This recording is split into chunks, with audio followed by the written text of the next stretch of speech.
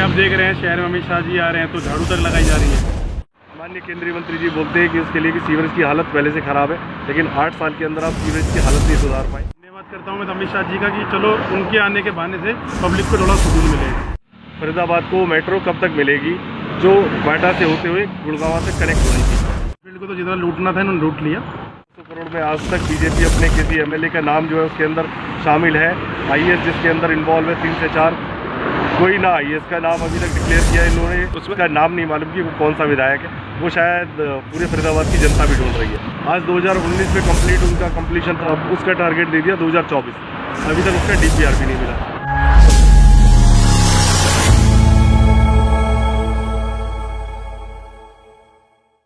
नमस्कार भारत में फिर एक बार आपका स्वागत है। इस वक्त हम मौजूद हैं सूरजपुर रोड पे। आप पीछे देख सकते हैं जन उत्थान रैली का पोस्टर दिख रहा है आपको। आज हमारे साथ जुड़े हैं आम आदमी पार्टी के प्रवक्ता नरेश शर्मा जी और भटकल विधानसभा से सौरभ ठाकुर। उनसे खास बातचीत करेंगे, क्या कहते हैं वो जन उत्थान रैली। नरेश जी, फरीदाबाद में 27 तारीख को जन उत्थान रैली कर रही है बीजेपी, जो कह रहे हैं इतिहास की सबसे बड़ी रैली होगी, क्या कहेंगे इस बारे में? सबसे पहले तो मैं अमित शाह जी को बहुत बहुत बधाई देता हूँ। पहले भी आपके माध्यम से मोदी जी को बधाई दी थी, जिसमें से कुछ भला नहीं हुआ जनता का। तो ये उत्थान अब पता नहीं किसका करने आ रहे हैं कि हमारे देश में हरियाणा सबसे बड़ा बेरोजगारी में नंबर 1 है, शायद उसका उत्थान करने आ रहे हैं। हमारा फरीदाबाद सबसे ज़्यादा पिछड़ चुका है रोजगार के अंदर, शायद उसका उत्थान करना होगा। और एक और है कि पॉल्यूशन में वर्ल्ड के अंदर सबसे पहले नंबर पे आ गया, उसकी बधाई देता हूँ कि उस पॉल्यूशन के अंदर हमारे अमित शाह जी थोड़ी देर रहेंगे, क्योंकि दिल्ली में एनसीआर में रहते हैं वैसे वो भी, और दिल्ली के अंदर है, तो उस पॉल्यूशन के अंदर भी नंबर 1 है, तो उसका भी उत्थान कुछ करने के लिए आए हैं। और बाकी आपको पता है कि आज केंद्रीय मंत्री ने अभी प्रेस कॉन्फ्रेंस थी, सारे मंत्रियों ने ली। तो सबसे पहले मुद्दा क्या था कि आपको पता है कि एक रोड सबसे बड़ी, पहले भी आपको पता है कि वर्ल्ड की सबसे बड़ी रोड बन रही है, वो आज तक पूरी नहीं हुई है, जिसके लिए 3 साल से काम चल रहा है। सिर्फ 2 किलोमीटर का पैच भी नहीं है वो। उसके अंदर मंत्री जी से आप पत्रकारों ने सबने सवाल पूछा, जी हार्डवेयर वाली रोड का क्या हाल है?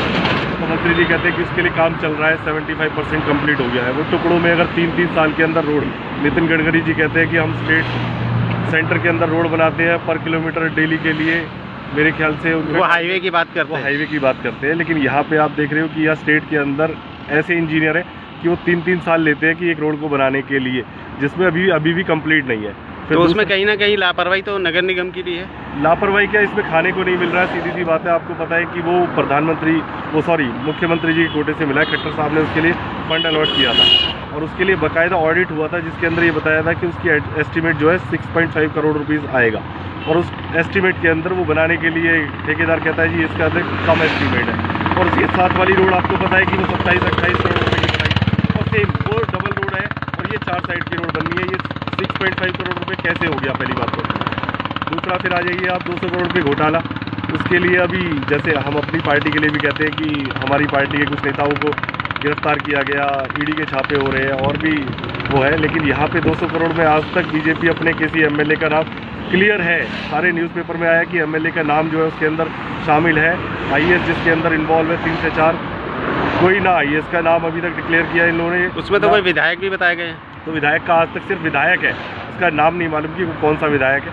वो शायद पूरे फरीदाबाद की जनता भी ढूंढ रही है। फिर तीसरा मुद्दा ये आ जाता है कि 2019 तक आपको पता है कि मेट्रो रेल के बीजेपी सरकार ने बोला था, मैं चाहूँगा अमित शाह जी आके उसको जस्टिफाई करे, क्लैरिफाई करे कि फरीदाबाद को मेट्रो कब तक मिलेगी जो बाटा से होते हुए गुड़गांव तक कनेक्ट होनी थी।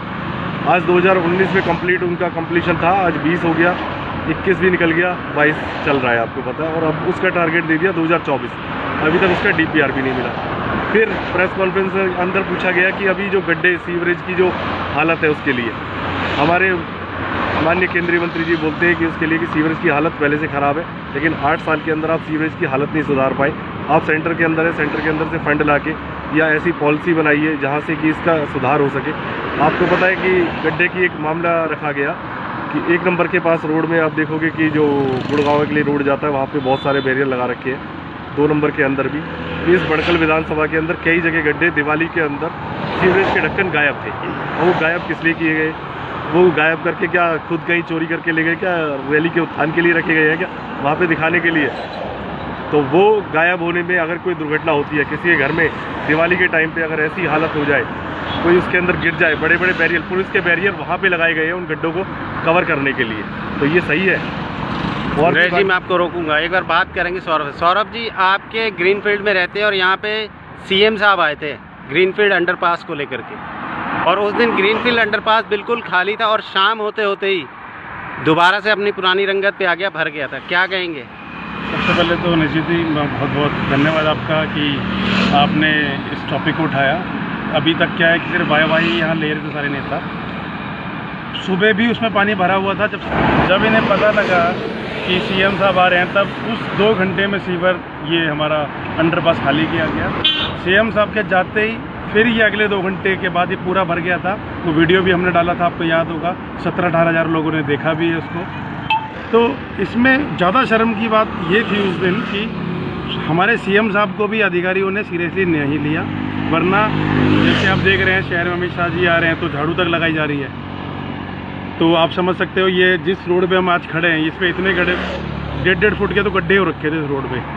तो धन्यवाद करता हूँ मैं अमित शाह जी का कि चलो उनके आने के बहाने से पब्लिक को थोड़ा सुकून मिलेगा। तो उस दिन भी पानी भरा रहा, उसके अगले दिन भी पानी भरा रहा अंडरपास में। तो सीएम साहब को मुझे लगता नहीं उनकी बातों को यहाँ पे किसी ने सीरियस लिया। सौरभ जी, आप आम आदमी पार्टी से जुड़े हैं और सीएम साहब ने अपनी ग्रीवेंस कमेटी की मीटिंग में जो ग्रीनफील्ड है वो एमसीएफ के सुपुर्द कर दिया है, तो आपको पूरा फरीदाबाद देखकर लगता है कि ग्रीनफील्ड अब बच पाएगा?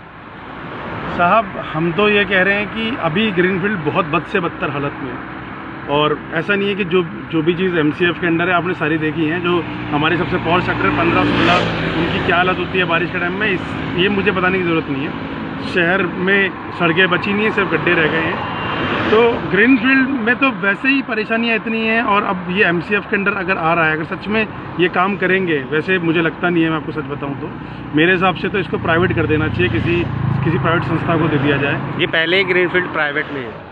नहीं, एमसीएफ को प्राइवेट कर दिया जाए भाई साहब। मैं ग्रीनफील्ड को प्राइवेट नहीं करा, ग्रीनफील्ड को तो जितना लूटना था इन्होंने लूट लिया, लेकिन अब कोई प्राइवेट संस्था यहाँ दी जाए जो एमसीएफ को कंट्रोल करे कम से कम, कि जिससे ये क्या काम करते हैं क्या नहीं करते हैं, इनका भी एक ब्यौरा रहना चाहिए। होता क्या है कि ऊपर नेता सारा पैसा खा जाते हैं, नीचे तक कुछ पहुंचता नहीं है, और जो भी सेगमेंट है, जो जेई है, उनसे नीचे के लोग हैं, उनकी भी 6-6 महीने से सैलरी नहीं दे रहे हैं। अब 6 महीने तुम किसी को सैलरी नहीं दे रहे हो तो तुम एक तरह से करप्शन बढ़ा रहे हो शहर में।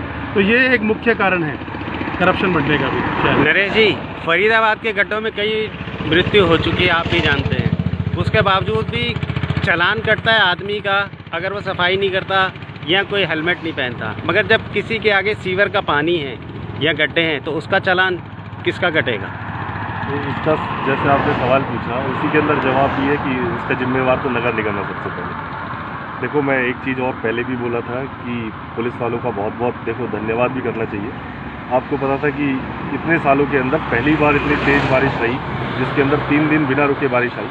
पुलिस वालों ने काम किया बाकायदा, रोड के ऊपर रोड को गड्ढे भरे, जबकि ये काम नगर निगम का था। पुलिस वालों ने लोगों की गाड़ी जो फंस गई थी उस पानी के अंदर, उनको धक्का लगाया, ये काम भी नगर निगम का था। नगर निगम तो 5 बजे के बाद सो जाता है। पहली बात तो 9 से 5 का उसका काम क्या रहता है कि वहाँ से कहाँ से कुछ इनकम आए। अपर इनकम आपको पता है कि सारे के सारे रिश्वतखोरी में, या उसके अंदर कभी 2 पकड़े जा रहे, कभी 4 पकड़े जा रहे, कभी सीएम की फ्लाइंग आके पकड़ रही है।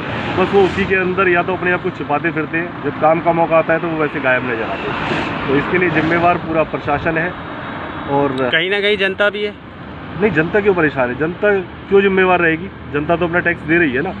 जनता को सुविधाएं चाहिए, टैक्स के लिए जनता कभी भी अगर अच्छी सुविधाएं मिलेंगी, कभी आप एक सिंपल सा सवाल देता हूँ आपको कि लूट करने का तरीका कैसे है, सुविधाओं के नाम पे कैसे लूट होती है। आज से 8 साल पहले की बात है, आप राजधानी का किराया मैं अप्रॉक्स लेके चलता था कि 1400-1500 रुपये होता था 1000 किलोमीटर का, वो 1000 से 2000 किलोमीटर के बीच का।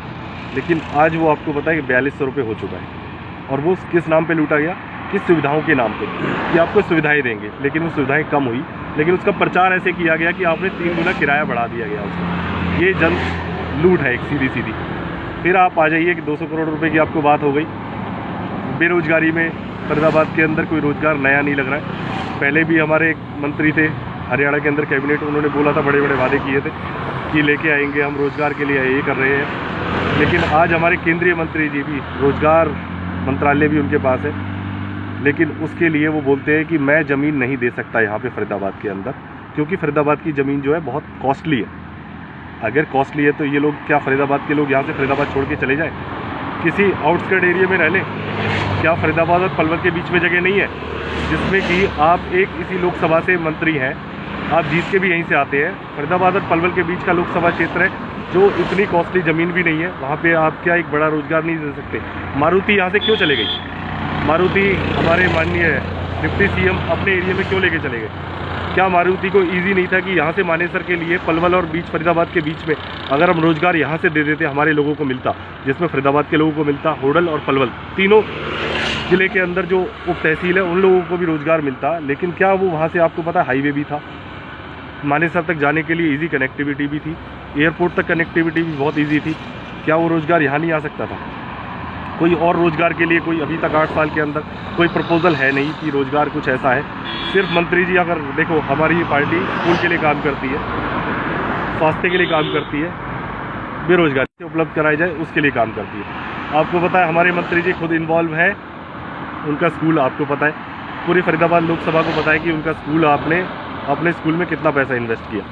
अब हॉस्पिटल वाली बात आ जाए, जिस हॉस्पिटल को अम्मा को प्रधानमंत्री जी लेके आए उद्घाटन करने के लिए, उसके अंदर किसका पैसा लगा ये भी मेरे अभी तक कुछ डिक्लेयर नहीं हुआ। आपके माध्यम से बताया भी था कि वहाँ पे क्या हो रहा है, कि अभी तक क्या क्या फैसिलिटी फ्री दी जाएंगी लोगों को, कितना डिबेट दिया जाएगा कि रिबेट जो है कि भाई आम जन के लिए कितने लोगों को फ्री में सुविधाएं मिलेंगी, वो अभी तक क्लियर ही नहीं हुआ है। और शायद अभी वो बोल रहे हैं कि हम छूट दे रहे हैं 60%, मतलब 60% अगर 1000 रुपये पे 400 रुपये दे रहे हो तो वो छूट कब तक चालू रहेगी? क्या वो 1-2 साल के बाद वो छूट ख़त्म होके फिर वो प्राइवेट हॉस्पिटल ही कहलाएगा?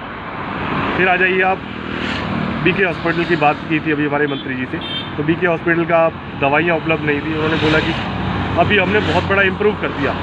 वो शायद पिछली सरकारों के अंदर, चाहे अलग अलग सरकारें रहीं, जिन्होंने काम किया या नहीं किया। नरेश जी, मैं आपको बता दूं, बीके हॉस्पिटल की बात ऐसी है कि सतीश चोपड़ा नाम के एक समाज सेवी हैं जो दिन रात बीके हॉस्पिटल में रहते हैं। रोज़ उनकी एक पोस्ट आ रही है, आज इतने इंजेक्शन दिया, आज इतनी मेडिसिन दी, उन्होंने अपनी जेब से दे रहे हैं। सरकार के पास मेडिसिन ही नहीं है तो वो क्या करेगी बीके हॉस्पिटल? पहली बात तो ये सरकार का काम है, जो भी भाई ये काम कर रहे हैं वाकई बहुत अच्छा काम है, काबिल तारीफ़ काम है ये। लेकिन हमें समझना पड़ेगा कि ये हम सरकार के क्या काम है। अगर मोदी जी आ रहे हैं यहाँ पे, अगर वो प्राइवेट हॉस्पिटल का उद्घाटन करके जा रहे हैं ठीक है, लेकिन आप एक बार अपना सरकारी हॉस्पिटल, क्योंकि सरकार का सरकारी हॉस्पिटल एक अपना घर है। जैसे होता है ना कि भाई मैं अगर फरीदाबाद में आऊँगा तो मैं ग्रीनफील्ड में जरूर आऊँगा, बडगल विधानसभा में जरूर आऊँगा, मेरा एक घर है। तो सरकार का दायित्व बनता है कि हर एक सरकारी अस्पताल में खुद जाके देखते हैं मोदी जी, एक बार हालत तो जाके देखें। शहर में अगर कुछ भी थोड़ा सा भी बड़ा एक्सीडेंट हो जाता है तो मुझे लगता नहीं कोई आमजन मैंने आज तक बसता हुआ देखा है, क्योंकि वो रेफ़र करते हैं सीधा सफदरजंग और रास्ते में बेचारा वो ख़त्म हो जाता है। सुविधाओं के नाम पे ज़ीरो है बिल्कुल यहाँ पे। अभी आम आदमी पार्टी के चुनाव हैं, पंजाब में भी आई, दिल्ली में तो है ही है, तो आपको क्या लगता है हरियाणा में जो चुनाव आ रहे हैं उसमें आम आदमी पार्टी जीतेगी, आएगा? नहीं, हम तो कह रहे हैं कि हम अपने तरफ से कोई कमिटमेंट नहीं कर रहे हैं। आपको बता दें, वो जनता कमिटमेंट करेगी, जनता चुनेगी।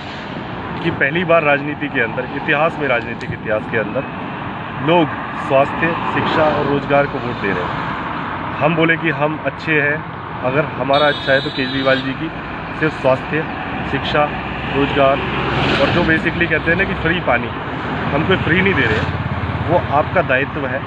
आपको मिलने वाली सुविधाएं हैं, बिजली आपको फ्री, वो 300 यूनिट फ्री है। उसके अलावा अगर आप ज़्यादा यूज़ करते हैं, देखो गरीब का हक है ये, आप टैक्स किस लिए पे कर रहे हैं? अब आप बोलोगे कि टैक्स पेयर हमारे देश के अंदर बहुत लिमिटेड है, लेकिन क्या आप जो वस्तुएं हैं जो हम खरीदते हैं डे टू डे। नरेश जी, आप टैक्स की बात करते हैं, मिडिल क्लास टैक्स देता है, क्या राजनेता की इतनी सैलरी होती है उसको टैक्स नहीं देना चाहिए? हर आदमी देता है। हर आदमी टैक्स हर आदमी दे रहा है। आपको देखोगे कि दूध के ऊपर भी हमारी, आप एक पैसे ले रहे हैं, मगर अगर मैं बात करूं राजनेता की, वो तो दूध भी फ्री में ही पीते हैं, सब हमारे और आपके पैसों से। बिजली भी तो 50,000 यूनिट ही इस्तेमाल कर रहे उनके ऊपर भी तो टैक्स होना चाहिए ना। यही तो आपने देखा पंजाब के अंदर हमने क्या किया, जो पेंशन स्कीम थी कि एक मंत्री को 3-3, 4-4 बार जो एमएलए रह चुका उसको 4-4 बार पेंशन मिलती, हमने वो सिस्टम ही ख़त्म कर दिया। और आगे देखो, हम जो सुविधाओं के नाम पे, मैं चाहता हूँ कि लोग हमारे को बताएं कि ये सुविधाएं नेताओं की, मंत्रियों की, ये कम होनी चाहिए। हम उस पर भी काम करेंगे। हम ये नहीं कह रहे कि हम उसके लिए, हमारे जो शीर्ष नेतृत्व है उन लोगों को नोटिस करता है कि जो जन समस्या है उनको लेके। बाकी हमारे सौरभ भाई है, वो आगे बताएंगे। सौरभ जी, एक सवाल आम जनता मैं हमेशा करती है इसी हमारे से। को कंटिन्यू करूंगा। पहली बात तो ये जो नेता है ना, मैं तो ये कहता हूँ कि इसको एक जॉब सिस्टम में कन्वर्ट करना चाहिए। जैसे आदमी, एक मिडिल क्लास आदमी या कोई भी आदमी सुबह जाता है, शाम को आता है, उस काम की वो सैलरी पाता है। यही सिस्टम होना चाहिए। मैं तो कहता हूँ कि ये बिल्कुल नहीं होना चाहिए कि नेता आ रहे हैं फिर उनका सम्मान हो रहा है, माला। भाई ये उनकी ड्यूटी है। पब्लिक ने आपको इसीलिए चुना है ताकि आप पब्लिक के वेलफेयर में काम करोगे। आपको एहसान नहीं करते। देखते हो अगर आप कोई विधायक साहब आ रहे हैं या कोई, जैसे आज अमित शाह जी आ रहे हैं, कोई शहर में रैली है तो इतना खर्चा कर दिया गया है सिर्फ एक स्वागत के नाम पे। तो ये सब नहीं होना चाहिए मेरे हिसाब से। तो ये ड्यूटी है हर एक जनप्रतिनिधि की, उसको जनता ने चुन के भेजा है कि वो अपना काम करे जैसे एक जॉब क्लास आदमी अपना काम करता है। सौरभ जी, एक सवाल करती है जनता हमारे से हमेशा जी, अनलिमिटेड प्लान आ गया जियो का, एयरटेल का, वोडा का, 500-900 रुपये में। फिर मंत्रियों को 18,000 20 हज़ार रुपये मोबाइल बिल किस वजह से दिया जाता है? सर देखिए, करप्शन तो यहीं स्टार्ट होती है ना। आप उनके रैंक के सब गाड़ियाँ भी जाती हैं। ये तो जो एक मोबाइल बिल है, गाड़ियाँ हैं, और ये जो बिजली पानी की बात कर रहे हैं, ये नेताओं मंत्रियों के लिए ये भी फ्री है। 50-50 हज़ार यूनिट फ्री है। यहाँ तो 300 यूनिट की बात होती है। सिर्फ पानी का बिल नहीं आता नेताओं का यहाँ पर। तो ये तो सिर्फ क्या है कि मिर्ची इनको इसलिए लगती है क्योंकि इन्होंने पब्लिक को कभी कुछ दिया नहीं है। एक ऐसी गवर्नमेंट आई है जो वास्तविकता में पब्लिक के लिए काम कर रही है। तो इनको परेशानी है कि ये अगर काम करेंगे लोगों को पता चल जाएगा भाई ये तो हमारे अधिकार हैं, जो हमको चीज़ें मिल रही हैं, क्योंकि अल्टीमेटली ये है तो पब्लिक का ही पैसा। तो कोई ऐसा नहीं कि कोई नेता मंत्री अपने घर से ला के दे रहा है। केजरीवाल जी ने बस ये समझाइए किया है कि आपके पैसे से आपको कुछ सुविधाएँ दे दी, और इसमें मुझे नहीं लगता कोई भी गलत बात है। और अगर कुछ गलत होता तो हम दिल्ली के बाद कभी पंजाब में आते नहीं, और पंजाब में आए। और आप हरियाणा का माहौल देख रहे हैं। हमारा आदमपुर इलेक्शन है, अब आदमपुर में आप देखिए पूरी हवा है हमारे कैंडिडेट को, और हम जीत रहे हैं आदमपुर इलेक्शन भी। चलिए, बहुत बहुत धन्यवाद। धन्यवाद।